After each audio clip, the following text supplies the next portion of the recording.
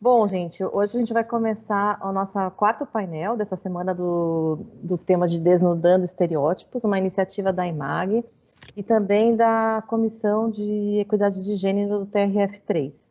É um evento que foi coordenado pela doutora Terezinha Caserta, doutora Inês Virgínia, juíza federal Márcia Hoffmann e eu. Pensamos em todos esses painéis com muito carinho para vocês. E hoje a gente vai desnudar, ou pelo menos tentar desnudar mais um estereótipo, ou vários, né? Quem sabe? E vamos falar, aí a gente chamou hoje a doutora Cláudia para falar sobre os novos 50 anos, quais são as nossas escolhas para viver a maturidade. Quem vai me acompanhar hoje aqui com a doutora Cláudia é o doutor Fernão Pompeu de Camargo, que é juiz federal no Juizado Especial de Campinas, facilitador em processos circulares do método K-Pranes pela Escola de Servidores da Direção do Foro de São Paulo. Quer dar um oizinho? Fernão? Uma alegria, viu, Renata? Estou muito feliz de poder participar com você, com a Cláudia. Queria parabenizar a organização do evento, em especial toda a equipe da EMAG, doutora Terezinha Caserta, doutora Inês Virgínia e a nossa amada amiga Márcia Hoffmann. Muito obrigado. Ok. Eu vou pedir então para que todo mundo que for entrando aqui na sala do Teams pode ir colocando o seu nome completo no chat, onde tem esse balãozinho, né? Para quem não sabe onde tem esse balãozinho, como se fosse de história em quadrinho, clica lá e coloca seu nome. É por lá também que vocês podem fazer suas perguntas. Podem fazer as perguntas durante a palestra, não vai atrapalhar, que o pessoal da organização já vai separando as perguntas para a gente depois lançar para a doutora Cláudia. Tá? Peço encarecidamente que todo mundo mantenha suas câmeras e seus microfones desligados. Desligados. Por quê? Primeiro, porque atrapalha quem está falando, e segundo, porque diminui a velocidade da conexão, diminui a qualidade da imagem de quem está falando. Então, é importante que todos os microfones e câmeras fiquem desligados, e a participação de vocês está garantida pelo chat, tanto do Teams, como também agora pelo nosso canal do YouTube da EMAG, tá?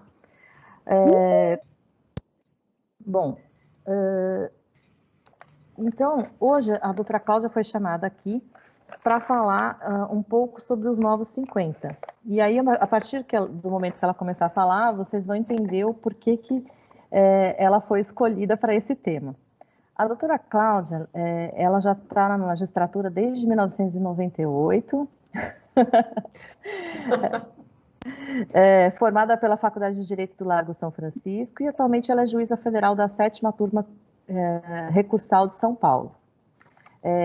A gente até colocou no folder também, desde há 2 anos, mais ou menos, ela vai contar para vocês, ela criou um perfil no Instagram que se chama @coolst50s, que tem quase 30 mil seguidores atualmente, 29.300, segundo eu olhei hoje de manhã.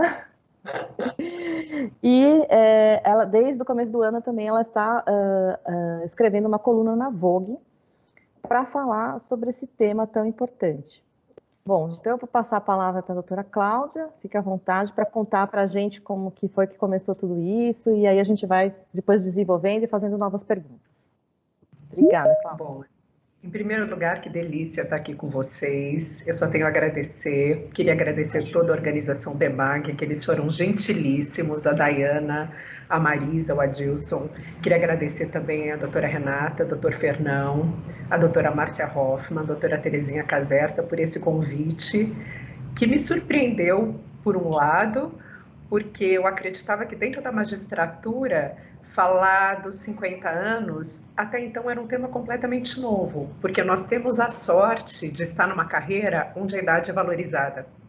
Então, eu acredito que dentro da magistratura, falar de 50 anos nunca foi um tema relevante, e a sorte nossa que não existe uma idade limite para que nós saiamos, muito pelo contrário.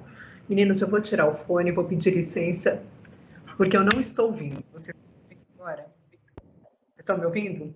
Perfeito. Então, vamos lá. Eu coloquei um fone antigo. Bom, a live como ela é. primeiro lugar, eu estou na magistratura há 22 anos, desde 1998. Nós nos conhecemos há bastante tempo e passei praticamente por todas as áreas da magistratura federal. Passei pela área civil, passei pela área criminal, praticamente 8 anos em Guarulhos, e passei pelo GF, e desde 2014 eu estou na turma recursal. E eu brinco que estar na turma recursal, para mim, foi uma espécie de descanso, porque depois de passar pela área criminal de Guarulhos, você assumir uma cadeira na turma recursal é uma outra ressignificação, é completamente diferente. E eu estou na turma recursal desde 2014, diminuí, obviamente, o ritmo de trabalho como era em Guarulhos, é um ritmo forte, mas desde que organizado ele vai muito bem, e fui indo até chegar há 2 anos atrás, 2018, quando fiz 50 anos. Eu me peguei aos 50 anos imaginando o que eu faria na minha carreira até então. Porque, como vocês sabem, o Fernão não sabe, quem está me ouvindo não sabe, eu acabei não optando pela carreira acadêmica. Eu acho que ficar em Guarulhos me deu um pouco de exaustão. Era um momento para eu ir para uma carreira acadêmica, acabei não optando pela carreira acadêmica. E quando eu fiz os 50 anos, para mim foi muito impactante. Chegar nos 50, estar na turma recursal. Eu tenho uma filha que se casou, ela é médica nos Estados Unidos, e foi embora fazer residência nos Estados Unidos. Isso, para mim, foi um marco, ou seja, aos 50 anos, com uma carreira estabilizada na turma recursal, a filha deixando o ninho, eu aos 50 eu pensei, bom, e agora? Nós temos pelo menos mais 30 anos de atividade, 40 anos, que a média agora, a média para o nosso nível socioeconômico, é uma média bastante alta. O que eu vou fazer agora? Eu quero me tornar uma juíza melhor, como é que eu vou começar? Então, 50 anos foram muito impactantes. Eu resolvi, meio que brincando, criar um Instagram como um passatempo para falar um pouco sobre filmes, livros e um pouco sobre a curiosidade dos 50. Eu achei que era um tema muito interessante falar sobre a curiosidade, porque para a mulher, eu não sei para o homem, mas para a mulher aos 50 anos é uma idade muito marcante. É uma idade onde, teoricamente, você deixa a sua fase reprodutiva, entra na perimenopausa e, pela cultura, é uma idade onde a mulher é meio deixada de lado, culturalmente falando. No Brasil, principalmente, que é um país que preza a juventude, a mulher aos 50 anos, ela fica numa espécie de limbo, né? Ficada de lado. E os 50, para mim, eu pensei, bom, eu estou nos 50, estou na magistratura praticamente 20, eu vou seguir a minha curiosidade. Por onde anda a minha curiosidade agora? Fora da área jurídica. Tanta coisa acontecendo, esse mundo digital acontecendo muito rápido, eu comecei a me sentir um pouco para trás de todo esse movimento mundial de novos temas, novas tecnologias, e comecei a perseguir a curiosidade. Eu falei, bom, sendo curiosa, eu vou tentar sair da minha zona de conforto, da minha bolha, e comecei a tentar entender esses novos temas. E através desse Instagram, eu comecei a descobrir novas palestras, novas pessoas, e comecei por ele, na verdade, colocando um pouco da minha experiência. Foi uma coisa muito, muito inocente. Eu fui criando, na verdade, uma espécie de diário, onde eu colocava o que eu estava fazendo, os novos cursos que eu estava descobrindo, novas atividades, novas experiências. E foi muito interessante, porque a partir disso, eu comecei a conhecer um mundo completamente diferente do mundo em que eu estava habituada.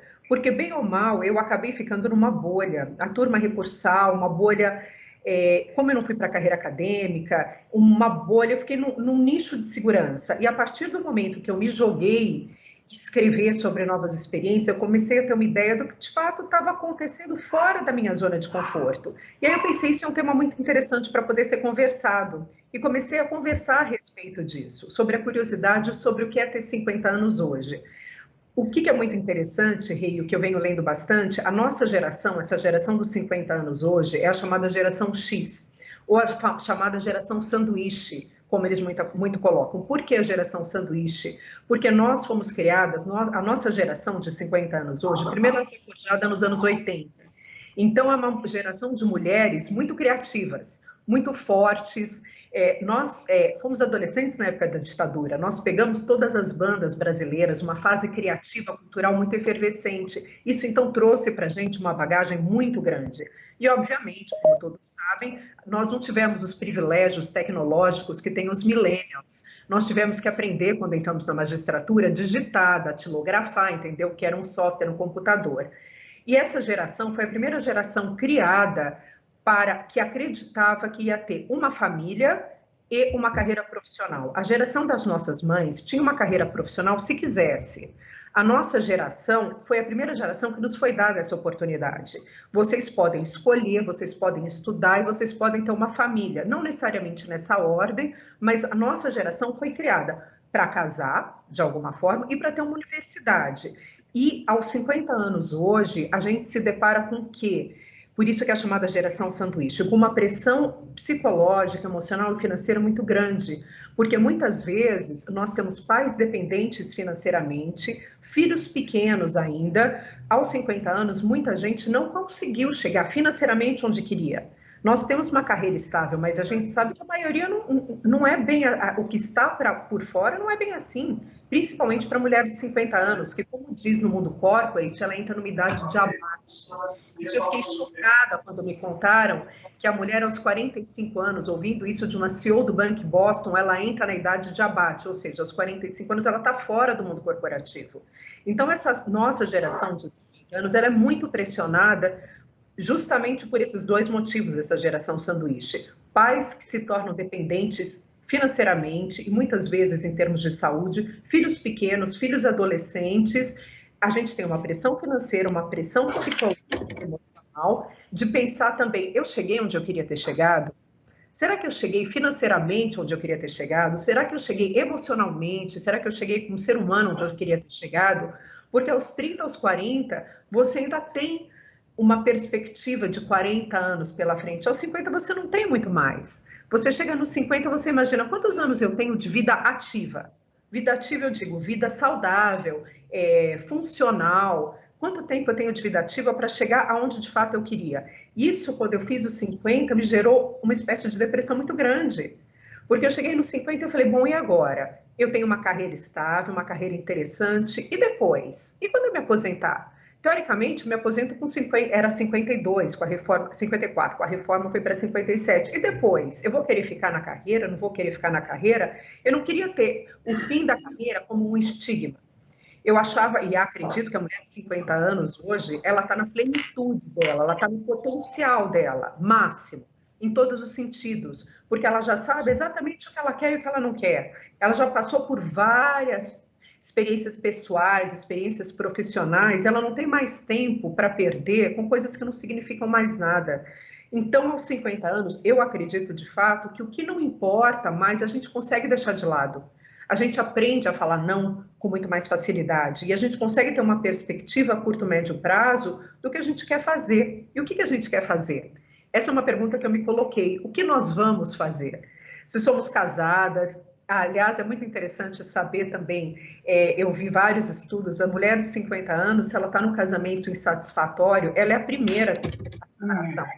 O homem geralmente espera, a mulher não, porque ela pensa, eu estou nos 50 anos agora, e depois? Eu vou continuar casada num casamento que não é interessante? Não vou. Se eu tenho mais 40 anos de vida ativa, eu quero ainda me jogar em novas experiências. Então, a mulher aos 50 anos, ela é muito mais corajosa, ela se arrisca muito mais, ela tem menos frustrações do que a mulher de 40, porque a mulher de 40, ela acredita em várias alternativas possíveis. Aos 50, você trabalha com o que foi possível até agora. O bom é inimigo do ótimo. Então, o que foi bom ter feito até agora? Onde eu cheguei até agora? Eu fiz o que era melhor. Eu acredito que aos 50 a gente tem essa tranquilidade. A gente fez o que era melhor, o que era mais fácil. Aos 40, ainda você busca aquela perfeição, que aos 50 você sabe que essa perfeição não existe. Isso é altamente tranquilizador. E eu digo isso em relação não só intelectualmente, profissionalmente, mas em relação ao nosso aspecto físico também. É muito interessante que no Instagram eu acabo trocando ideias com mulheres de todos os espectros, raças, cores, idades, e tem aquelas que sabem envelhecer bem e as que têm muitas questões em relação ao físico. Que chegam aos 50, gente, chega aos 50, é óbvio, você vai olhar para o espelho, a sua imagem não é a mesma dos 40. Aquele treino físico que você faz exaustivamente, aos 50 já não faz mais efeito. O teu metabolismo mudou, a tua energia mudou. Isso é químico, isso é mágico, isso faz parte da história da mulher. E o que eu acho interessante, você conseguir chegar aos 40, desculpa, aos 50 e ter um repertório. Eu conheci uma mulher muito interessante, muito inovadora, e ela me falou uma coisa muito interessante também. Ela falou, o que é bacana aos 50? Isso vale para uma mulher e vale para um homem. Ela tem um repertório interessante. Muito mais do que ter um aspecto físico, muito mais dela estar magra, de estar bacana, bonita. O que torna a mulher interessante é o repertório. O que é o repertório? Toda a bagagem que ela trouxe com ela.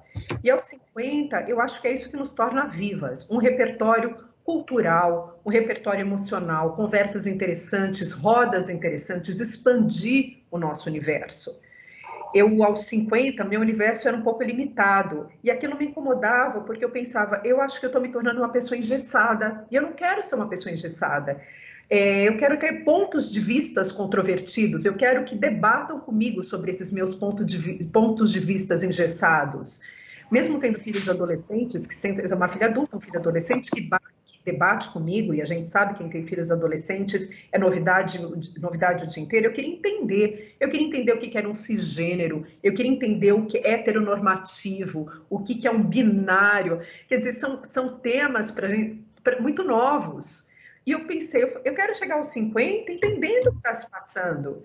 E aí eu comecei a tentar abrir um pouco esse ponto de vista. E eu acho que isso faz parte do nosso repertório. Sair um pouco dessa caixinha que eles nos colocam, e digo eles nos colocam, a sociedade nos coloca. 50 anos é uma mulher datada. O homem não. O homem aos 50, ele está no auge, ele está pleno, ele está lindo, ele está maravilhoso. E por que a mulher de 50 é colocada numa caixinha como mulher datada? Claro que isso historicamente tem a ver com a menopausa. A mulher termina a idade reprodutiva, ela tinha que ficar cuidando dos netos. Opa, está em 2020. Nenhuma mulher raramente cuida dos netos e só aos 50 anos. E se cuida, tudo bem. Aos 50 a gente tem toda uma tecnologia maravilhosa para ajudar o nosso corpo a funcionar. Então, essa ideia de que mulher de 50 está datada e está na data de abate é totalmente ultrapassada. Eu acredito não é um achismo, como diz o meu filho, ele fala, você tem que parar com os achismos. Eu venho lendo que tem um movimento que é chamado Ageless, que essas mulheres de 50 hoje em dia, que justamente foram as mulheres que foram criadas nos anos 80 e têm uma força enorme, as geração X e as baby boomers, né, que são as mulheres nascidas antes de 1964, que também fazem parte desse movimento. Nós temos o poder financeiro na mão. Isso é muito interessante. Tem estudos, principalmente nos Estados Unidos, eles já estão muito mais adiantados nisso, em que a população feminina acima dos 50 é muito maior do que a população infantil. E essa população tem o domínio econômico na mão, ou seja, é a mulher de 50 quem decide qual o plano de saúde que a família vai adotar, qual o carro que vai ser comprado, ela que decide quais são os aparelhos eletrônicos que vão ser comprados. Aliás, uma coisa muito interessante, os maiores consumidores de aparelhos Apple nos Estados Unidos são 60+. E é muito interessante. Por quê? Porque quem tem dinheiro de fato para comprar um iPad bacana, um iMac bacana, um aparelho mais moderno. E as propagandas insistem em colocar uma menina, um menino de 20 anos. E não é. A grande maioria dos consumidores Apple nos Estados Unidos são 60+. Esse mercado consumidor da mulher de 50 é uma potência gigantesca. E o marketing ainda não entendeu. Por isso, eles colocam ainda creme anti-idade, creme de rugas, uma mulher de 25, uma mulher de 30 anos, que ela não tem condição de comprar aquilo. Eu acho muito interessante trazer isso, por quê? Porque nós somos uma potência em todos os sentidos, economicamente falando, culturalmente falando, e a gente, às vezes, não tem ideia disso. Ou seja, você chega aos 50 achando que você está datada, olha para o espelho e fala, bom, tenho 50 e agora? Isso não é verdade. Isso não é verdade. Tem um mundo louco para encontrar nessa mulher de 50 anos a consumidora ideal, porque ela já sabe exatamente o que ela quer e ela sabe aonde investir o dinheiro dela. Eu acho uma pena, na verdade, no Brasil, a gente ainda ter essa cultura da juventude, em que agora mulheres mais expoentes, Cláudia Raia, abraça essa bandeira dos 50 anos, o que é muito interessante também, ainda que ela, obviamente, não nos represente, né? Porque com o poder econômico que a Cláudia Raia tem, é fantástico ficar linda, maravilhosa.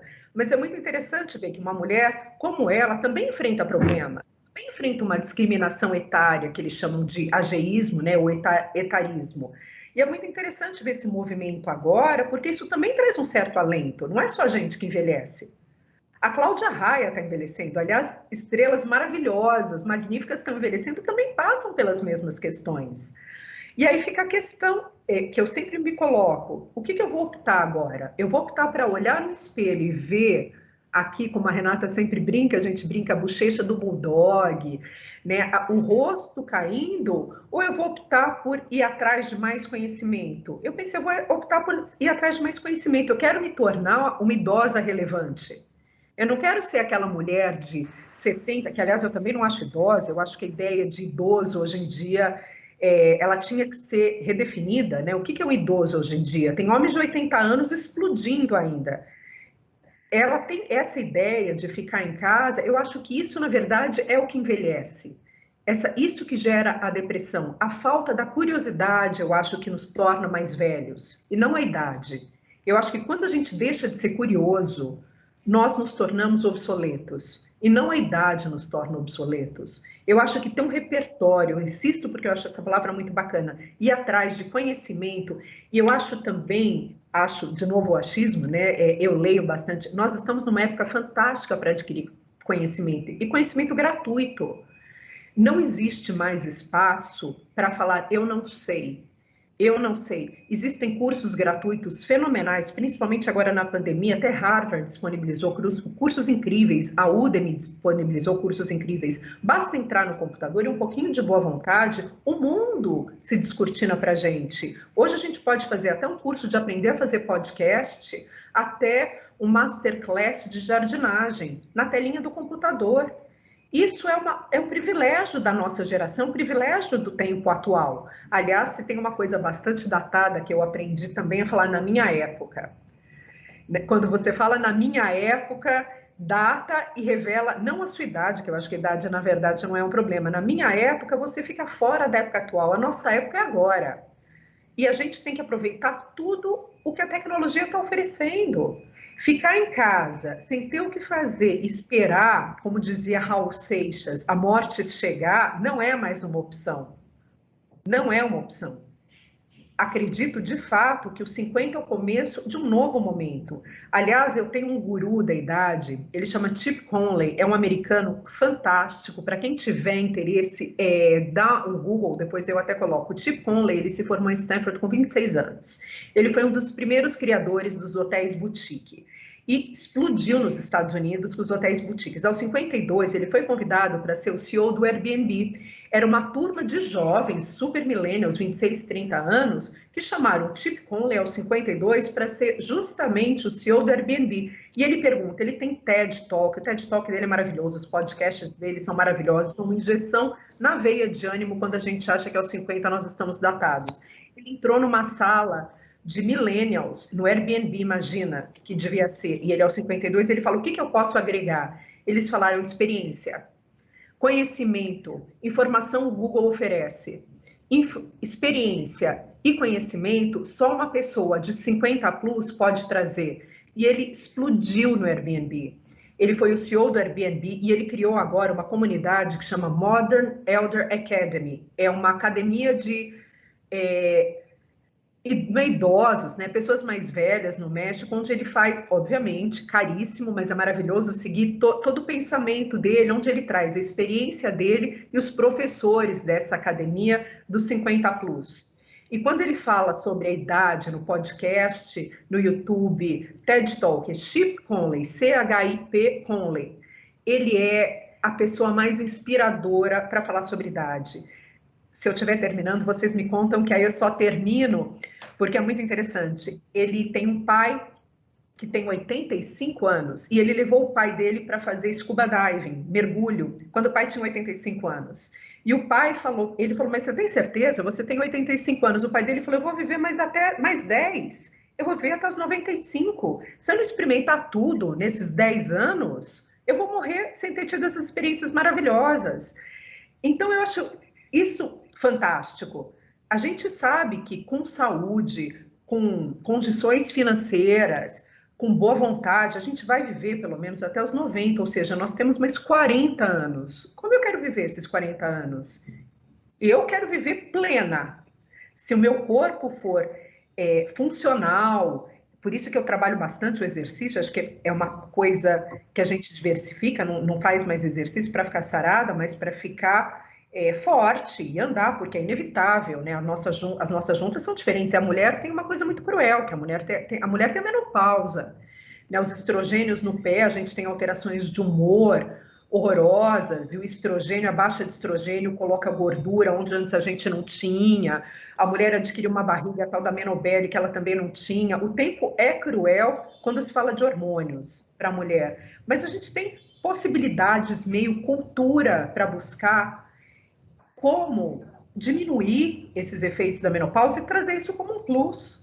Quantos anos mais eu vou querer viver? Eu quero viver mais 40, eu quero viver mais 50, plena e mergulhando como pai de Chip Conley. Eu morro de medo, eu sou super claustrofóbica, mas se eu tiver a possibilidade financeira, eu quero aos 85, sim, tá fazendo um mergulho no México ou qualquer outro lugar, em Fernando de Noronha. E se eu puder depois dar dicas, existem autores maravilhosos que falam sobre a idade. No Brasil ainda é um mercado muito incipiente. A Miriam Goldberg, ela fala bastante, ela é muito ativista nesse sentido, e para quem quiser, o Instagram agora explodiu nesse tema de menopausa, para mulheres que quiserem se informar, tem desde mulheres que falam de experiências pessoais até outras que trazem conhecimento técnico. Os americanos falam muito sobre os 50 anos, e uma coisa interessante também, tem um estudo de Dartmouth, que é a Universidade da Carolina, que fala que a nossa vida, em termos de felicidade, é uma curva de U. Nós começamos muito felizes, entre os 37, o pico, o Fernão está no pico, eu não sei se isso te pega, 47 anos, diz que no U é a depressão mais baixa do U, que os questionamentos vêm à tona, todos os questionamentos relativos, como eu falei, financeiros, emocionais, e depois dos 47 é o U ascendente. E dos 50 plus, você está no topo do U. É quando você começa a se sentir mais pleno e mais feliz, porque as expectativas são mais baixas, são menores, aquilo que eu falei no começo, você sabe que você chegou da melhor forma que você podia, e eles desmistificam uma pesquisa muito interessante, depois eu posso compartilhar também, é a teoria do U. Eu devia ter trazido aqui, eu tenho uma pilha de livros que fala sobre isso. E eles desmistificam que os 60 e 70 anos as pessoas são infelizes. Não são. São quando elas se tornam mais felizes e mais tranquilas, depois dos 50. Então, quando eu falo isso para as mulheres, se olharem no espelho e falarem, e agora, lembrem da teoria do U. E eu acho que compete a cada um de nós chegar na curva ascendente do U, pensando daqui para cima. Eu vou fazer o que o mundo oferece. A gente vai atrás, se for muito caro, a gente vai aqui, através da telinha mesmo. Tem cursos espetaculares a esse respeito, tem pessoas maravilhosas falando sobre isso. E tenho mais tempo? Eu acho que eu já passei meu tempo. Tem, mas se você quiser, a gente faz um bate-bola, como se for. Vamos fazer um bate-bola. Vamos fazer um bate-bola. Eu só queria fazer umas dicas. Eu queria fazer só uns comentários em cima daquilo que você falou, que eu fui até anotando aqui. Quando você falou da história das 50 mais gostarem de Apple, eu só pensei, gente, deve ser pelo tamanho da letra, né? Que ninguém fala que o tamanho. Eu acho a letra do Apple bem maior. E aí você também comentou a questão da geração sanduíche. A gente é daquela geração daquele filme que acho que os mais novos aqui não vão lembrar. É um filme que chama Uma Secretária de Futuro, com a Melanie Griffith, lá antigo, que é aquela pressão dupla. Então, assim, você tem que casar, mas você também tem que ser a melhor profissional que você puder. E eu acho que esse é o grande diferencial da nossa geração, e essa é uma grande pressão que a gente já não procurou não passar para os nossos filhos, né? Então, a gente quer que eles tenham uma profissão para se realizar, mas a gente já não passa toda essa pressão de casamento e todas essas pressões que são um tormento. Então, aquela história de que, na nossa época, se você chegasse perto dos 30 e você não tivesse casado ainda, você já estava passada. Se você estivesse chegando perto dos 40 e não tivesse tido filho, o teu sininho do relógio biológico já estava apitando. Então, isso aí é muito enervante, né? É cruel. é muito cruel. E os millennials, eles não têm essa pressão. Depois da nossa geração são os millennials, eles não têm essa pressão. Os millennials vieram com outro chip completamente diferente. Com outros problemas também. Claro, claro. Aí, assim, eu noto, assim, dentro da justiça, nós passamos novas, né? Eu passei com 26 anos para a magistratura, estou desde 96, a Cláudia desde 98, o Fernando desde 2002, e a gente vai vivendo as nossas vidas dentro dessa carreira. Então, assim, ao contrário das outras pessoas no mundo, que além das turbulências normais da vida, ainda também tem questões financeiras e profissionais, que sai de um emprego, entra em outro emprego, muda de carreira, a gente vive uma constância, uma coisa meio, às vezes até uma água meio parada na carreira, e por outro lado, as coisas vão acontecendo com uma velocidade maior ou com os desafios maiores. E eu noto que, às vezes, tanto para nós, magistrados, servidores que estão muito tempo na carreira, a gente tem uma tendência, às vezes, a se agarrar a essa carreira sólida, como se fosse uma espécie de uma tábua de salvação, ou assim, tipo, esse aqui é o lado tranquilo, eu não preciso me preocupar, eu não preciso inovar, eu não preciso fazer nada, porque essa aqui é a parte segura e tranquila da minha vida. E aí eu queria, assim, só fazer uma homenagem a uma servidora minha que eu admiro muito, que é a Beth, que faz audiência lá na Quarta Vara desde o tempo do Guaraná com rolha. Coitada, eu falar isso, ela vai ficar chateada, mas ela está lá acho que desde que começou a Quarta Vara Criminal, fazendo audiência, escrevendo naquela máquina de datilografia, via ditado, na época que se ditava audiência, passou pela estenotipia, passou pela gravação de audiências, e agora a Beth está se reinventando, fazendo audiência remota em casa. Então, o que eu ia te perguntar, vou chegar numa pergunta, é o seguinte, existe, mesmo nós, são duas perguntas, na verdade, a primeira seria, mesmo nós que temos essa carreira sólida, que tende, às vezes, a ficar meio parada, a gente também tem que dar uma chacoalhada na carreira, ou o fato de manter essa carreira como uma pedra intocada é bom? Essa seria uma pergunta. E a segunda é se essa renovação que você passou nesses 2 anos do seu perfil no Instagram, o que mudou em você como juíza? Você se tornou uma juíza diferente? Eu vou começar pela última pergunta. Me tornou uma juíza infinitamente melhor. Infinitamente melhor. Eu percebo isso porque, em primeiro lugar, eu me tornei muito mais empática. Porque eu comecei a interagir com pessoas completamente diferentes do que a gente costuma interagir. Uma coisa é você ter as partes, né? Por exemplo, na turma recursal, as partes, que a gente tem muito pouco contato com as partes, tem as sustentações orais, enfim. E outra coisa é você ver que existem mulheres, tem uma mulher que me segue, ela conversa comigo, ela é do interior do Ceará. E ela conta os problemas dela do interior do Ceará, como uma mulher de 40, 45 anos. Tem uma do interior do Maranhão. Então, eu comecei a me conectar remotamente com mulheres do Brasil inteiro e contando seus problemas, porque elas se abrem, é uma coisa muito interessante. E eu saí um pouco desse papel de juíza que fica assistindo o que se passa sem ter não que a gente não tenha empatia, a gente tem uma empatia, mas o risco que eu estava correndo na carreira é ficar muito dura. E eu estava com medo de ficar uma juíza muito dura. Porque, obviamente, que tem vezes que o trabalho ele é repetitivo, são os mesmos temas, no criminal um pouco menos, mas na turma recursal. E eu estava com medo de me tornar uma mulher dura. Tanto é que tinham casos complexos, difíceis, e aquilo, quando eu percebi que aquilo não estava mais me tocando, eu falei, opa, eu preciso dar um passo atrás e entender o que está acontecendo. E justamente esse movimento me tornou uma juíza muito menos engessada de raciocínio. Eu fui atrás, eu fui buscar questões que às vezes eu deixava passar, eu fui tentar entender perfis de mulheres completamente diferentes do meu círculo, do nosso círculo. Porque a justiça, na verdade, é o que você falou, nós estamos protegidas pela estabilidade, nós estamos protegidas também porque a gente fica num papel, na justiça, nós ficamos num papel não de protagonismo, mas escutando, mas a gente não vai até a página 2. Nós julgamos e é diferente. Agora, eu acredito, tanto é que as minhas funcionárias da turma recursal, elas reclamam que eu fico mudando de posicionamento o tempo inteiro, principalmente quando se trata de neoplasia mamária.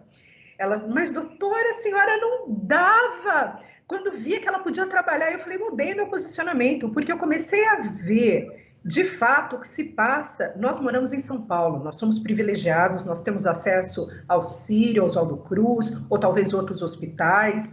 Nós somos 0,0001% da população. E através desse movimento eu comecei a enxergar, claro, ainda confesso, da bolha, né, do computador, o que de fato passa. Isso me tirou um pouco aquela armadura, sabe? E eu achei que foi um movimento muito interessante para a minha carreira. Eu me despi da minha armadura e comecei a ter uma empatia um pouco maior por esses casos que chegavam. Eu não sei se minhas funcionárias estão me assistindo, mas elas reclamam que eu mudo de posicionamento, que eu me tornei uma juíza muito mais... A senhora agora mudou de posicionamento? Eu falei, sim, agora eu estou entendendo, né? A empatia eu acho que desenvolveu um pouco mais. Eu achei isso... Desculpa. Muito interessante esse movimento. E um movimento que, às vezes, ao longo da carreira, depois de 25 anos, é difícil você amolecer. Às vezes, você se torna mais dura, porque você já viu aquilo antes, você já viu aquele cenário antes. E aí, indo para a primeira pergunta que você me fez, eu acredito que dá para se reinventar, sim, dentro da própria carreira, fora da própria carreira e dentro da própria carreira, por que não? Você aprender a fazer audiência remota. A pessoa não se vestir do não sei. Eu tenho uma amiga que ela fala que o não sei é a melhor forma de proteção de você ficar na sua zona de conforto. Você veste a capa do não sei e você não ousa fazer mais nada. E você tem que tirar essa capa do não sei, mesmo na carreira também. Porque você se joga, as pessoas não se jogam porque elas têm medo da repressão ou têm medo de falhar. E na magistratura, a gente tem medo de falhar. A gente fica numa posição de privilégio, eu brinco que a gente falha, mas a gente falha no papel. E a gente tem o tribunal para corrigir. Não digo falhar, mas você pode ter uma decisão reformada. E a gente não ousa fazer uma audiência remota e cair o link. Acontece. Acontece. Nós somos seres humanos. Eu fiz agora, na pandemia, nós tivemos uma sustentação oral com 19 advogados. Durou 5 horas. Aconteceu de tudo durante essa sustentação oral, de tudo. E você tem que ter esse jogo de cintura para aprender a lidar com isso. Agora, se a carreira...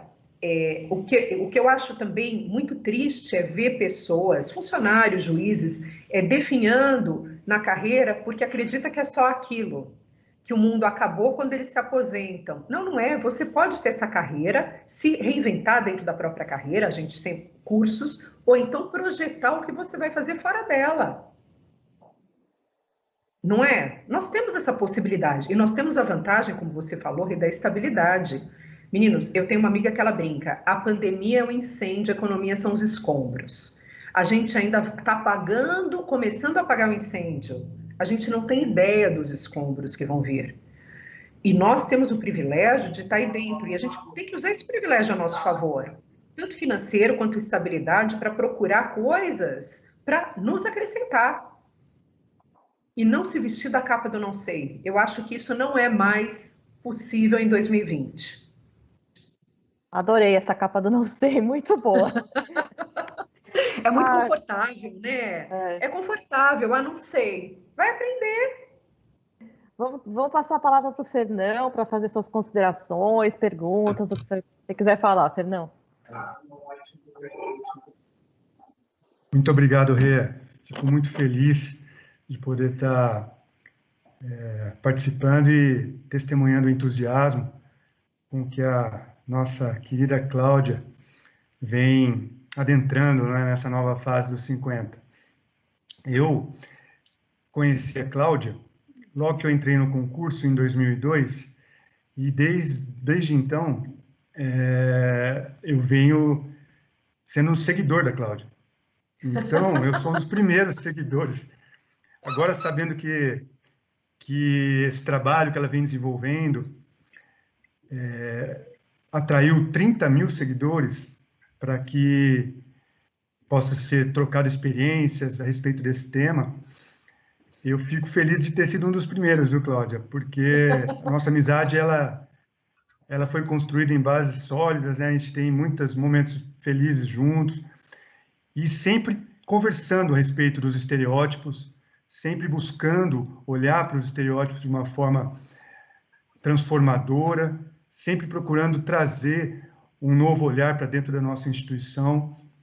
E então eu chegar depois de 18 anos, chegar aqui nesse evento e perceber que nós estamos colhendo frutos, isso é muito gratificante.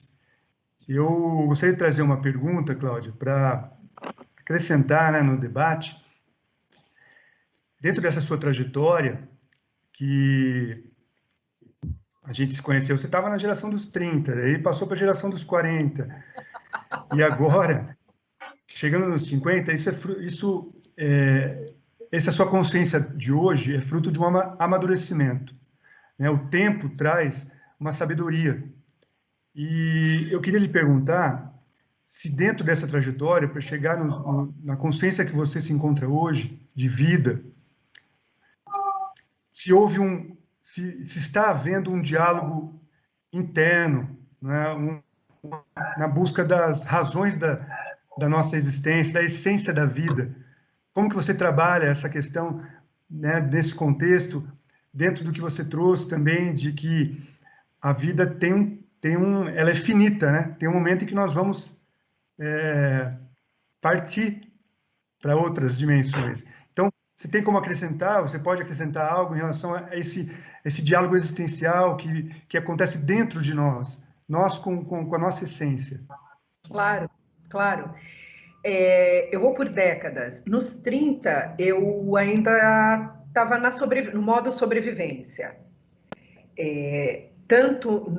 Foi uma fase que eu estava em Guarulhos, eu falo que foi uma fase de extrema experiência. Me arrependo profundamente de não ter escrito um livro na época, porque para mim aquilo foi um marco, e eu acho que aquela experiência em Guarulhos me forjou em todos os sentidos. Emocional, foi um contato com a realidade muito forte, mas foi um momento muito desgastante. Então, aos 30 eu não tinha esse questionamento, porque eu achava que eu ia viver eternamente. Esse questionamento, eu estava literalmente no modo sobrevivência. Nos 40, eu comecei a quietar um pouco mais, sair de Guarulhos, e ainda acreditava que ia chegar... Nos 40, você não pensa muito na finitude, né? É muito interessante, porque você ainda pensa, eu vou fazer, eu ainda tenho tempo, eu vou fazer, vou chegar lá. Os 40, para mim, foram definidos por esse momento. Eu não questionava tanto. Quando eu fiz 50, foi um ano, na verdade, foi um ano de questionamentos internos. Eu pensei, quem é essa mulher que eu me tornei? Como eu cheguei até aqui? Em todos os sentidos, e não só profissional. Eu me senti muito frustrada profissionalmente por não ter feito um mestrado, um doutorado. A Renata sabe, a Rai Claire, que deve estar assistindo, sabe, eu me senti muito frustrada e não fiz por N motivos. E aos 50 eu me deparei com isso, eu pensei, eu não fui além, eu estou aqui e o que eu vou fazer com isso agora? Eu tenho pelo menos mais 7 anos na carreira.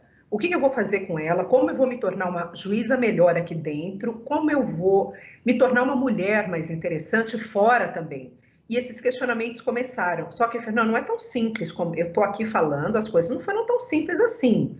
Né? Isso vem de muita terapia, de muita conversa, muito choro, muito bate-porta. Né? Quem ouve parece que dá um estalo e você resolve ser plena e bem resolvida. As coisas não funcionam desse jeito. Aos 50, eu entrei numa espécie de, literalmente, depressão mesmo. Eu não tinha vontade de fazer nada. Eu fui procurar um psiquiatra. Eu achei que eu estava deprimida. Eu não tinha vontade de levantar da cama de manhã. Não tinha vontade de nada. Eu acho que eram todas as coisas que estavam acontecendo, mas eu pensei, eu falei, tem alguma coisa aqui dentro que eu ainda tenho que explorar. Aqui dentro da carreira também, porque é muito fácil você ligar o modo play e ir embora, né? Vai lá, faz as suas audiências, fecha e vai embora. Eu pensei, não, se eu cheguei até aqui, eu preciso explorar essa pessoa que chegou até aqui. E essa pessoa que chegou até aqui, ela quer ir além depois? O que ela vai fazer quando ela se aposentar? E se ela se aposentar cedo? Gente, 57 anos é uma moça, 60 anos é uma moça. É muito nova, é muito nova. Pelo amor de Deus, a Jennifer Lopez, com 50 anos, estava descendo naquele mastro lá no Super Bowl no começo do ano, todo mundo aplaudindo, não é? 50, 60 anos são umas meninas. E aí, esse questionamento começou a partir disso. Não foi fácil, foi um mergulho interno. Foi um mergulho interno para tentar entender o que eu gostava, fora a carreira, quem eu era, né? Quem era a Cláudia, do que eu gostava, o que eu pretendia. É um longo questionamento, mas aos 50 eu já tinha um pouco mais de tempo, um pouco de mais espaço emocional, sabe? Que nos 30, nos 40 eu não tinha. Respondi? Claro que sim, minha querida, respondeu, e a gente percebe em cada um de nós, na nossa caminhada, essa transformação. Você mencionou que para os homens é diferente, mas tem as peculiaridades de cada gênero, mas a gente também passa por transformações e crises ao chegar próximos dos 50, né? Questões existenciais mesmo. Então, eu te agradeço, Cláudia, pela coragem que você vem demonstrando de estar partilhando com tantas pessoas, né, os seus saberes, a sua experiência e ajudando, auxiliando a vida de tantos.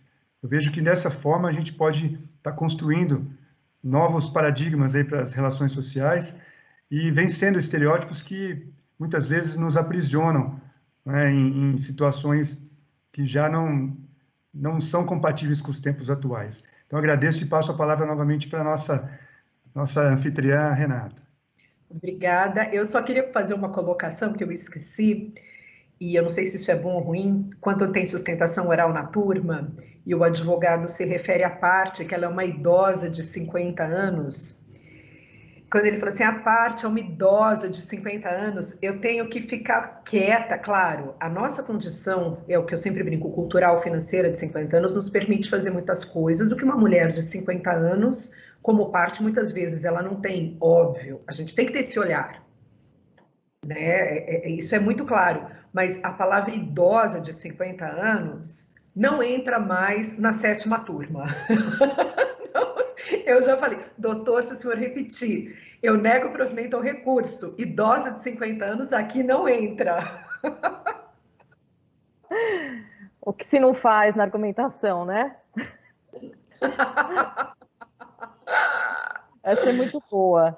Quase tão boa como aquela aquela máxima do ela já foi bonita, ela era bonita. Isso é horroroso. Isso é horroroso. Ai, mas ela era tão linda. A beleza tem idade, não é? Ela era tão linda. Eu vou só fazer mais uma pergunta minha e depois eu vou abrir aqui para as perguntas, que já tem várias aqui, tem vários comentários também, várias perguntas. Quando a gente pensa num estereótipo de uma juíza, né, que seria aquela imagem pré-concebida e superficial que se faz de uma juíza, a gente pensa, eu pelo menos penso na Ruth Ginsburg, Bader Ginsburg, lá dos Estados Unidos, com a coque, com aquele colar de pérolas, assim, toda, né? E você, obviamente, não entra nesse perfil, nesse estereótipo de juíza. Então, eu queria te perguntar, assim, para a gente começar já a agitar aqui as perguntas, como é que você se sente sendo uma juíza fora dos estereótipos de juíza? Bom, em primeiro lugar, a Ruth Bader, ela é tudo menos estereotipada, né? A vida dela, ela é a mulher mais transgressora que já pisou naquela Suprema Corte americana. A história dela, para quem não conhece, é espetacular, foi espetacular. Tem aquele filme A Suprema, que eu acho que tem até no Now, e ela Juíza, foi a primeira... né, que chama? A juíza, é a juíza. É o máximo. Acho que é o documentário. Ela foi a primeira a lutar pela igualdade de gêneros, inclusive como advogada, lutando por uma pensão de um homem, e não de uma mulher. Um homem que queria receber uma pensão porque ele ia cuidar da mãe. Então, ela é fantástica e os democratas estão em pânico. Agora, não que ela ia sair do hospital, que ela falecesse, o Trump indicasse um conservador, porque ela é o fiel da balança na Suprema Corte americana com as posições dela, que é muito interessante, porque ela tem essas posições ultralibertárias e ela usa aquelas golas brancas. Ela é uma mulher de 87 anos também, né? Põe as luvinhas, ela é maravilhosa. Agora, é muito interessante, porque eu nunca falo, eu não me exponho, né, no perfil, eu nunca coloquei que eu era juíza, mesmo porque para não levantar questões, enfim, polemizar, porque acaba sendo polêmico, né? Você falar juíza, o que você está falando dos 50, enfim, porque as pessoas têm esse estereótipo de fato que a juíza é a mulher de coque com a toga. Mas eu acredito que em 2020 esse estereótipo ainda existe, Rê? Ainda existe no Talvez, inconsciente um coletivo? pouquinho. Acho que Agora, existe um pouquinho. eu me pergunto, na magistratura federal, na estadual, ainda tem? Depende da magistratura, eu acho que depende ainda do... Mas acho que ainda existe um pouco. Eu Eu acho que nunca. depende do lugar. A gente também, é o que você falou, a gente está aqui em São Paulo e tal, mas acho que é, ainda, às vezes ainda tem um pouco. Agora, é uma questão, porque o que te torna uma mulher profissional séria? Né? É o fato de você estar, óbvio, eu acho, a gente sempre conversou sobre isso desde o início da carreira, a forma de se vestir, isso, obviamente, reflete uma seriedade, mas isso não é só na magistratura. Se você for ver no mundo corporativo, uma CEO, uma diretora de banco, ela também não vai de mini saia, ela também não vai de decote. Isso foge do machismo, né? Eu acho, se estiverem me assistindo, podem me apedrejar depois. Eu acho que não é. Eu acho que, na verdade, existem regras de conduta em todos os setores. Isso é normal. Existem o dress code, existem os códigos de vestimenta, não é só na magistratura. Você não consegue imaginar uma diretora de banco, diferente de uma agência de publicidade. Então, se a pessoa associar a sua forma de vestir como um estereótipo, eu acho que quem está estereotipado ou na caixinha é ela, Uhum. não é? Se É, ela associa o estereótipo, então ela não é juíza. Por quê? Porque ela não está de terninho. Quem tem que dar um restart, trocar de software, é a pessoa que está pensando isso. verdade. Eu vou ler alguns comentários aqui.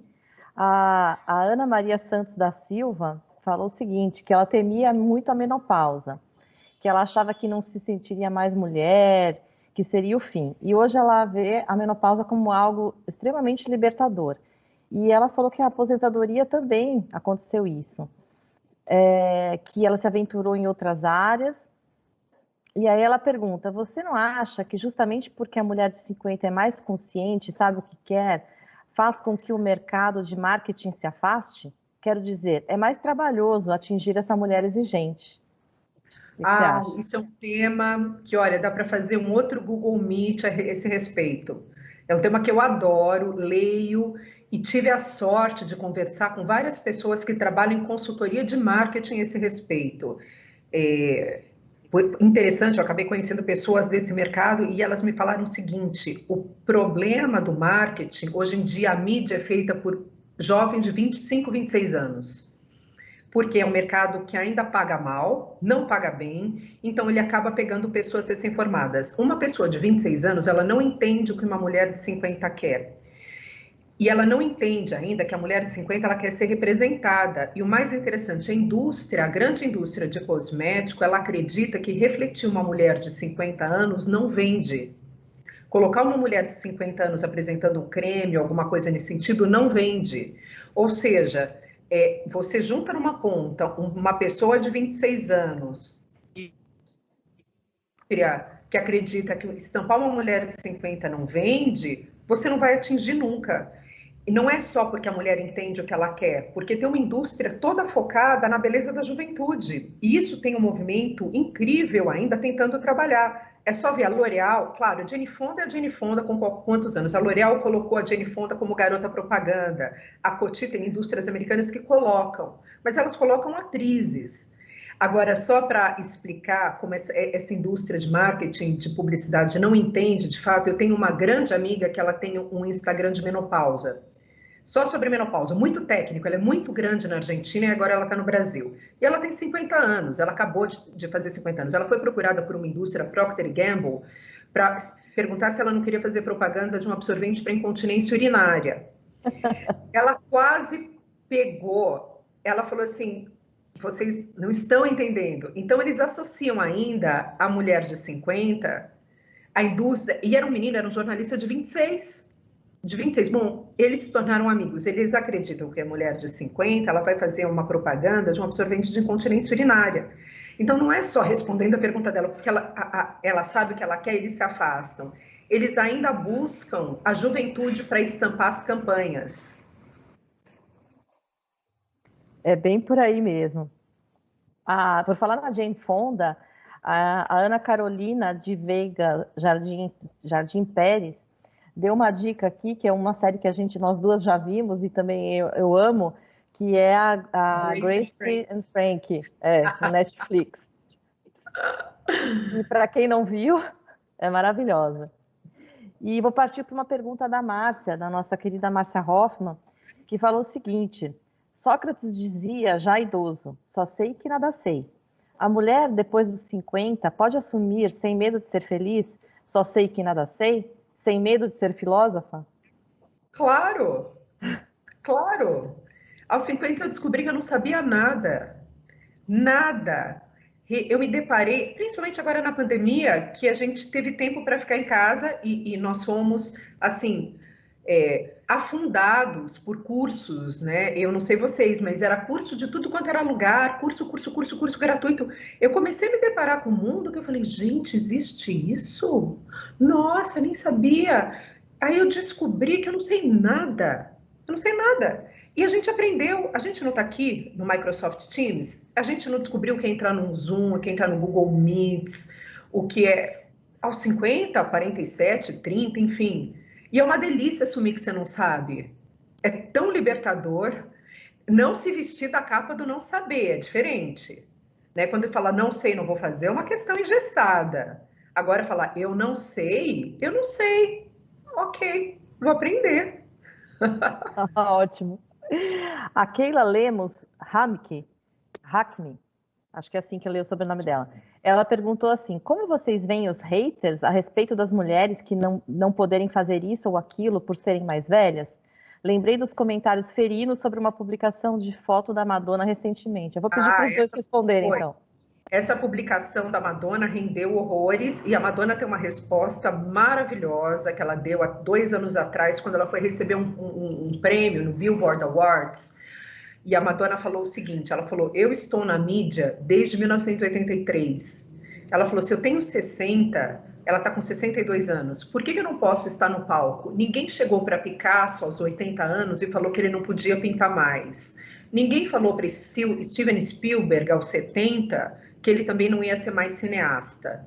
Ou seja, se eu tenho 60, todo mundo me pergunta quando eu vou parar. Eu sempre, isso parafraseando a Madonna, né? Ela fez esse discurso, ela falou, as pessoas odeiam as mulheres envelhecendo aos olhos da mídia. E todo mundo me pergunta quando eu vou parar. Ela falou, eu sempre apareci mostrando meu corpo, e por que aos 60 eu não vou aparecer? A Madonna lida muito bem, ela é uma transgressora nata desde os anos 80, né? E só para encerrar essa pergunta, como ela lida? Ela lida sendo a Madonna. E para quem não conhece, a Brené Brown, que é a minha guru da vulnerabilidade, eu dou a dica de todos os livros, o documentário da Brené Brown no Netflix para ler, ver, rever, e o TED também, o TED Talks dela é impressionante, eu acho que para nós da magistratura é muito interessante, e ela fala o seguinte, se você está me criticando de longe, sem vir para a arena e dar sua cara para bater, eu não estou interessada no seu feedback. Então, é uma frase para a gente colocar como um mantra. É muito fácil ficar de fora jogando pedra. Venha para a arena, se exponha, aí você vai dar o seu feedback. E a Madonna usa isso como ninguém, né? Verdade. Fernão, quer falar alguma coisa? Eu estou encantado aqui com os debates, também com as perguntas do chat, com as manifestações de todos os participantes. Fico muito feliz. Eu passo para vocês que acho que o conteúdo está fluindo muito bem. Tá, também tem uma pergunta aqui da Luísa, nossa querida Luíse. Eu vi. Filgueiras. Eu vi aqui no WhatsApp. Ela falou assim, pergunta para a doutora Cláudia, como participar e desfrutar bem das redes sociais? Lembrando que as redes sociais nos levam a nos fechar nos círculos que compartilham os mesmos interesses e ideias, como desfrutar da liberdade e dos conhecimentos do mundo virtual nos oferece, sem cair na armadilha da bolha virtual? Lu, eu acho que você tem que escolher, quando você fala rede social, se você fala Instagram ou Facebook, eu, por exemplo, eu escolho quem eu sigo. eu vou atrás de informação. Eu quero informação. Eu acabei usando o Instagram como meio para me informar. E pessoas que trazem informação seletiva. Eu acho isso muito importante. Você selecionar do que você se alimenta. Você vai selecionar daquilo que te gera um desconforto, uma ansiedade. Você tem a opção de não seguir. E eu acredito que você entrando em perfis muito interessantes, aquilo te gera uma vontade de ter mais conhecimento. Pelo menos eu usei isso para mim. Por exemplo, eu dou uma dica. Eu adoro seguir o Bill Gates e a Melinda Gates. Eu acho eles além desse mundo que eles fazem com os bilhões que eles têm. E ele sempre posta, por exemplo, os 10 livros que ele está lendo. Ele sempre posta o que ele está fazendo. Então, eu acho que isso serve como um instrumento para você despertar a tua curiosidade e falar, olha que bacana. Olha que bacana. Ou ver alguém que você admira, existem perfis fantásticos, e ver quem essas pessoas seguem. Você vendo quem elas seguem, você fala, olha que interessante, se essa pessoa que é bacana, ela está seguindo, aquilo vai me alimentar. Michelle Obama, Oprah, pessoas que te trazem conteúdo de relevância. Eu acho que você pode entrar nisso sem seguir necessariamente uma pessoa. Eu acho que mudou muito, né? As redes sociais, pessoas que estão fora da realidade ou ficam postando o dia a dia delas, que foge completamente da tua realidade, não tem mais espaço. Eu acredito que você pode usar o Instagram ou o Facebook como uma grande curadoria de informações. Segue jornais interessantes, eu sigo perfis, eu vou de A a Z, eu brinco, eu vou da feira ao baile, eu sigo desde um que chama Tropicália Viva, para entender a MPB dos anos 70, Caetano Gil, que é maravilhoso, até Lady Gaga. E para você se conectar com o que de fato passa, seleciona. E aí o Instagram tem um algoritmo muito bacana, ele entende mais ou menos o teu perfil, ele vai te sugerindo outros perfis. E não só o Instagram, eu acho que a gente pode selecionar informação de conteúdo em todos os lugares e se afastar daquilo que não te alimenta. Não sei se eu respondi. Acho que sim. Eu precisaria perguntar para a Luísa, mas acredito que sim. Você é uma pessoa que lê muito e eu te acompanho há muitos anos, eu sei o quanto você é uma leitora voraz e você sempre me deu ótimas dicas de livros. E tem muitos livros que você que entendem muito a alma do feminino. Uma escritora que você me indicou, eu adoro, é a Isabel Allende. Vários livros dela a gente já leu. E eu queria te perguntar o seguinte: você conseguiria dizer quais são os seus 5 livros de cabeceira, assim, desse aspecto da alma, do feminino, assim, os livros para você indicar para o pessoal? Bom, tem vários. Tem que ser bem espontâneo, mas falando. Tem um que é uma Bíblia complexa, para quem gostar de leitura complexa, Mulheres que Correm com os Lobos, da Clarice Píncola Estes, daquela psicanalista, mas aquilo é para ficar uma Bíblia e você lendo devagarzinho e sabe, e colocar, anotar. Não é um livro para você ler todos os dias, você tem que estar inspirada, mas ela faz um apanhado da alma feminina como ninguém. Eu recebi uma dica uma vez, antes de entrar na magistratura, do Dr. Ives Gandara, eu nunca esqueço, ele era pai de um grande amigo meu. Ele falava que era bom a gente ter na nossa cabeceira 5 livros, um de cada tema. Para sempre se aprofundar, você cansou de um, para você não parar de ler, você vai para o segundo. Aí você vai para o terceiro, mas um de cada tema, para você entender um pouco o que se passa no mundo. E eu tento fazer mais ou menos isso. Então eu tenho dela, o Isabel Allende sempre, que é a minha escritora favorita, e ela entende, e ela traz uma visão muito interessante. Naquele livro que eu já falei, eu sempre falo, A Soma dos Dias, ela é uma autobiografia e você se vê como uma pessoa normal, porque ela conta da família Coxa de Retalhos dela, e é mágico. Isabel Allende eu acho fantástico, A Soma dos Dias, a Clarissa Pinkola Estes com Mulheres que Correm com os Lobos, os da Brené Brown. Os da Brené Brown não falam tanto da alma feminina, mas eles falam sobre a coragem de ser imperfeito.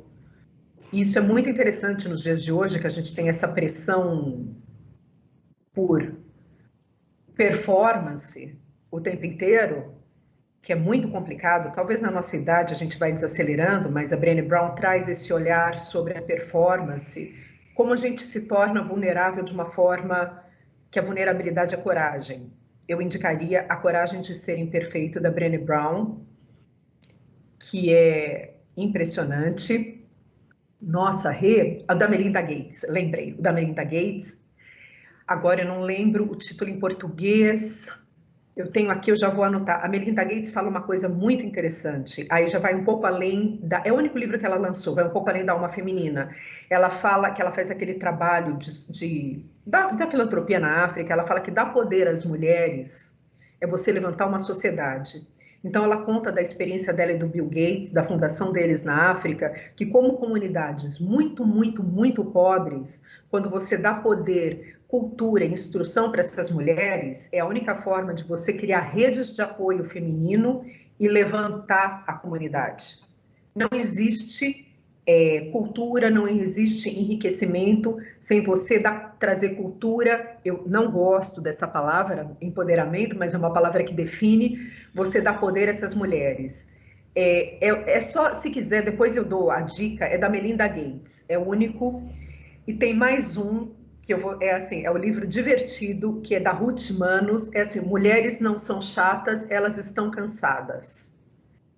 Eu acho esse obrigatório para todo mundo ler, porque ela desmistifica essa história da mulher ser uma chata histérica. As mulheres, ok, a gente pode ser chata e histérica muitas vezes, mas nós estamos cansadas. Eu colocaria na ordem assim, começa com o da Ruth Manos, que você lê em 2, 3 dias, vai para o da Melinda Gates, depois o da Isabel Allende, qualquer um dela, que vale. Os antigos, os novos eu não gosto muito, e o da Mulheres que Correm com os Lobos. Se eu lembrar mais alguns, depois a gente faz um chat. O da Ruth Manos a gente dá para o marido também, é isso? Eu não sei se vocês vão entender, mas para uma discussão é bom você ter na ponta da língua. Bom saber. Eles não vão entender, mas aí você sabe argumentar muito bem. Você joga o mantra. Eu não sou chata, eu só estou cansada, entendeu? A Luísa falou que foi respondido sim. Ela também ama a Brené Brown. E ela, inclusive, me deu esse livro. Ela adora esse livro, eu sou testemunha, porque ela me deu de presente, A Coragem de Ser Imperfeito. Ela me deu esse livro de presente. A Vera Arantes, nossa colega, também ela falou o seguinte, lembrando de uma música maravilhosa do Henri Salvador, que no alto dos anos 80 diz que pensava que estava no final da aventura, mas meu coração sussurra para mim, há muitos sonhos para viver novamente. Perfeito. E seus filmes preferidos? Calma, fala seus filmes preferidos. Já que a gente está na pandemia e está vindo um fim de semana aí. Olha, vou falar de uma série. Pode, série, filme. O documentário. Documentário. Eu sei que tem tudo isso no seu perfil do Instagram, tem essas dicas todas maravilhosas. Mas aproveitando aqui o debate pronto, aquilo que te chama mais atenção. Documentário, bom, da Brené Brown, que eu acho sensacional, adoro. Vou falar os da Netflix, tá? Que eu acho interessante a gente colocar. Da Nina Simone. Eu gosto de documentários de mulheres fortes. Tem um muito interessante que chama Feministas, o que elas estavam pensando. Eu acredito que ainda está na Netflix. E para a gente desmistificar essa ideia de que feminismo é horroroso, é muito bacana que ele conta a história, Jane Fonda, obviamente, no meio, nos anos 70, quem eram essas mulheres que quebraram os paradigmas de que mulheres tinham que ficar em casa ou serem professoras ou secretárias. Não, obviamente, desqualificando essas questões, mas chama feministas. O que elas estavam pensando. É um documentário muito bacana. O documentário da Nina Simone também é muito bacana. A da Brené Brown é muito bacana.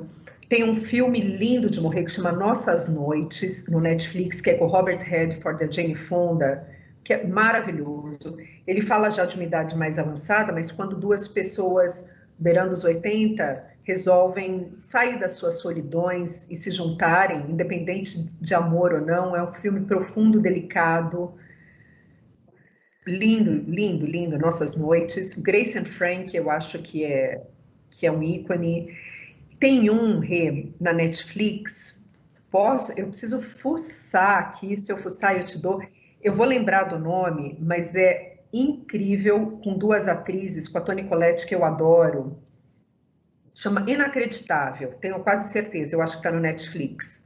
É um das melhores séries que eu já vi. É a história de um serial killer, ele não era serial killer, era um estuprador que ele agia nas comunidades, é recente, é do ano passado essa série, ele agia nas comunidades estudantis, e uma menina de 18 anos foi fazer um BO, falando que ela tinha sido estuprada, e no fim ela acabou sendo presa pela legislação americana por falsa comunicação de crime. E precisou acontecer esse crime em outros campos por duas policiais femininas darem crédito a ela e fazerem toda uma busca até prenderem. Chama Inacreditável. Eu tenho quase certeza que a Toni Collette, eu vou te dar. Essa série, para mim, me chamou muito a atenção justamente sobre isso. Né? Quando mulheres apoiam mulheres, quando mulheres ouvem mulheres. Quem está me ouvindo? Eu não sou essas feministas radicais, hein? Não sou. Esses temas femininos me encantam. Eu acho que a comunidade só cresce quando a mulher dá mão para a mulher. Quando a gente para de tentar ver na outra uma competidora. E cada vez mais eu me interesso por esses temas de sororidade, né, que é essa palavra da moda como empoderamento, mas faz todo sentido. Redes de mulheres se apoiando. Eu até li também uma reportagem, não sei, uma crônica do Nizam Guanais falando sobre esse termo do empoderamento, que ele explica por que ele não gosta. Mas eu queria ouvir de você, por que você não gosta do termo do empoderamento? Eu não gostei, eu vou falar na verdade, eu não gostei do termo empoderamento porque ele criou ele foi meio politizado.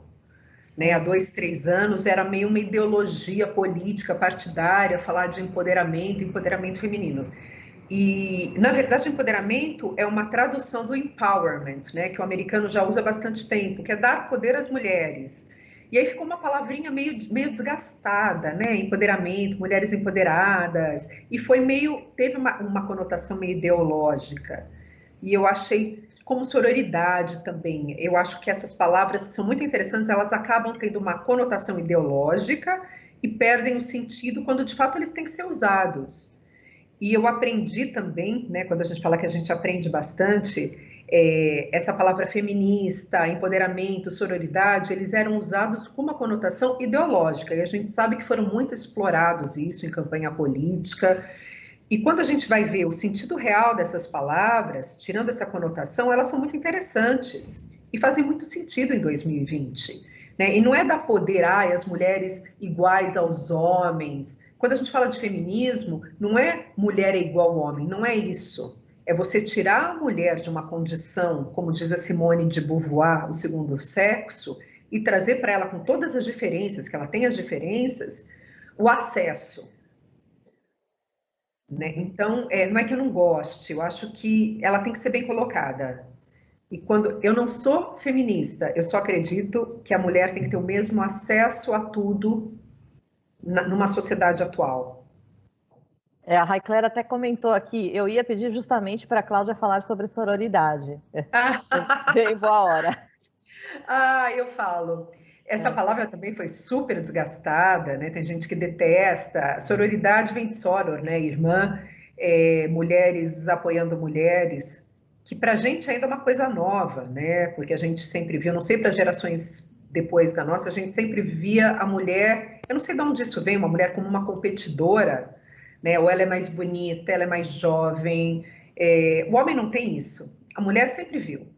E faço meia culpa, faço parte desse time também, né? Não sou imune a isso. E quando essa palavra começou a nascer, veio de uma geração mais nova, que as mulheres têm que apoiar as mulheres. Se você não apoia a tua rede feminina ao teu redor, você está sozinha. E nós somos mestras em atirar a primeira pedra. Quando a gente vê uma se dando mal, nós somos as primeiras a apontar e falar assim, tá vendo? Também, daquele jeito, com aquele decote. Isso é muito da mulher, diminuir a outra. E a sororidade, essa palavra é justamente uma palavra que traz isso. A gente não pode mais fazer isso. Porque a partir do momento que a gente acusa a outra, você pode ser a próxima vítima. A desembargadora Inês Virgínia falou assim, vocês poderiam perguntar por que a Cláudia ressalta que ela não é feminista, já que a postura dela é exatamente a essência de uma mulher feminista? Não, desculpa, eu vou reformular, Inês, eu vou reformular. Eu sou feminista, sim. Eu não gosto da palavra, da caracterização que adotou o feminismo. Sabe aquele feminismo hardcore, aquele feminismo que colocam, ela é feminista, a pejorativo. Eu sou feminista, sim. Eu coloquei mal a frase. Eu sou super feminista. A gente tem que entender o feminismo pejorativo, guerrilheiro, posso ser apedrejada também, como um feminismo de origem. Né? Eu não sei se eu consegui explicar. Naquela hora eu coloquei, não sou feminista assim, eu não sou aquela feminista, como diz o meu filho, hardcore. Eu entendi, eu entendi. Bom, a gente está caminhando aqui, estamos com 12:16, a gente às vezes tem um chorinho. Oi, Fernão, Estou quer vendo que fazer a uma Luísa colocou observação? aqui no chat. A Luísa colocou interessante, falou que o feminismo, empoderamento e sororidade. A Cláudia desnudando essa estereotipização e mostrando o seu sentido verdadeiro. Obrigada. Então, mais ou menos isso, né, Cláudia? Foi uma boa síntese da Luísa. Eu acho que a gente tem que ir atrás, né, Rê, da essência das palavras. Porque eu me vestia, eu confesso, quem me conhece sabe, eu também me vestia do estereótipo para caracterizar isso. Ai, detesto isso, detesto isso. Então, por que você detesta? Vai se informar. Vamos se informar, vamos entender a raiz disso. Eu estou lembrando agora de um dos seus posts lá no sua página lá no Instagram, que eu acho que foi um dos que, me corrija se eu estiver errado, mas acho que foi um dos que mais bombaram, que você falou, começou a perguntar para todo mundo, eu acho até que eu respondi, eu fiz também, o que você falaria para você mesma aos 26 anos? E eu acho que quando você falou da questão da sororidade, acho que é isso, a gente aprendeu a questão da sororidade, a gente não era assim. Não. O que você falaria para você aos 26 anos? Menina, você é uma boba. Você é uma menina preconceituosa que acha que sabe tudo, uma mentalidade inflexível, engessada, pretensiosa. Eu tô sendo dura comigo, mas com 26 anos eu era tudo isso. Eu era uma velhinha. Eu falaria assim: você não tem ideia que o melhor está por vir. Só precisa ver se ela ia acreditar, né? Eu acho que não. Ela ia acreditar que uma mulher de 50 era uma vovó. Ai, Cláudia, o que você pretende fazer depois que você se aposentar? A gente falou muito da questão da aposentadoria. Eu acompanhei várias servidoras incríveis com quem eu tive o prazer de trabalhar que se aposentaram. E eu sei que na hora que a pessoa resolve aposentar, mesmo a desembargadora Tânia também, que é uma mulher maravilhosa, incrível, que se aposentou recentemente, eu sei que na hora que a pessoa resolve assinar a aposentadoria, ela bate aquela coisa. Eu parei para pensar nisso quando apareceu a possibilidade de migrar de regime em 2018, que daí foi quando pela primeira vez eu fui parar para pensar o que eu ia fazer da vida, e eu comecei a pensar que os 50 estavam chegando. E eu queria saber, o que você vai fazer quando você se aposentar? Você tem planos? Eu penso isso. Primeira coisa, eu queria viajar. Antes de pensar, eu queria viajar um ano. Minha filha mora em Nashville, não tem pretensão de voltar. Eu queria ter a oportunidade de ficar, quer dizer, vou ser expulsa da casa dela, naturalmente, mas eu queria viajar e conhecer lugares. Todo mundo tem essa ideia, né? Inimagináveis. Queria ir para o Butão, em primeiro lugar. Eu queria ir para o Butão, queria fazer umas trilhas no Tibete, queria fazer, tipo, roteiros completamente fora do comum, um ano. E depois o que eu pretendo, eu queria escrever, Rê. Eu quero escrever. Eu quero escrever. Sobre o quê, que formato, não tenho a menor ideia. Mas eu queria escrever. Acho que você faz muito bem, você escreve muito bem. Você falou de viagem, eu lembrei da Diana, quando a Diana foi para, nossa colega Diana, quando ela foi para a Grécia, ela virou e falou assim, Renata, vai logo para a Grécia, porque tem tanta escada para descer que aquilo lá dói o joelho. Não é uma viagem para fazer no fim da vida. Aí eu fico pensando, eu não fui para a Grécia ainda. Santiago, eu quero fazer o caminho de Santiago também. Ah, não, mas a gente vai treinar para isso. 60 anos vamos estar bombando para fazer o caminho de Santiago, fazer as trilhas do Butão. Você vai ver. Que bom. Não, não pensa nisso, que a perna vai doer. Começa a treinar muito para não doer, gente. Não pode ter essa mentalidade. Ai, bom, gente, eu vou caminhando para o final. Fernão, você gostaria de falar alguma coisa já caminhando para o final? Fernão, você vai fazer trilha também? Vamos fazer trilha para o Butão? Vamos sim. Já estamos treinando para isso, né, Cláudia? Faz tempo já, inclusive, Uma que nós vez. estamos nos preparando para esses momentos. Queria te agradecer, viu, Cláudia, pela sua partilha aqui conosco, pela sua coragem de ser você mesmo, de se apresentar nesse momento da vida para tantas pessoas e procurando auxiliar e dividir as suas experiências. Eu tenho a convicção que está contribuindo muito com essas pessoas que estão acessando, né, suas redes sociais. E para nós aqui da nossa instituição, é sempre uma alegria revê-la e caminhar ao seu lado. Eu sou suspeito que eu sou o seu fã, né?